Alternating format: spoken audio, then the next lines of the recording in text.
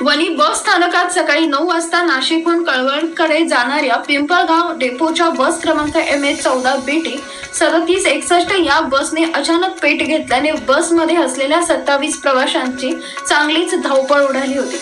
परंतु चालकाने प्रसंगवधान दाखवत वेळीच गाडीचा स्विच बंद केल्याने एकूण 27 प्रवाशांचा जीव वाचलाय.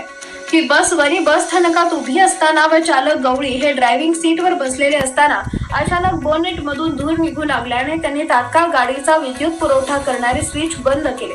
परंतु गाडीच्या बोनेट मधून जास्त प्रमाणात धूर निघाल्याने त्यांनी गाडीत असलेले अग्निशमक यंत्र काढून आग विझवण्याचा प्रयत्न केला. परंतु अग्निशमक यंत्र अकार्यक्षम असल्याने त्याचा उपयोग होऊ शकला नाही. तसेच गाडीतील प्रवाशांना देखील घाईघाईने खाली उतरवत त्यांचा जीव वाचवला. त्यावेळेस वाहक ज्योती नाडे यांनी देखील प्रवाशांना उतरवण्यासाठी मदत कार्य केले. तसेच गाडीचा गिअर सटकून गाडी मागे चालल्याने व प्रवाश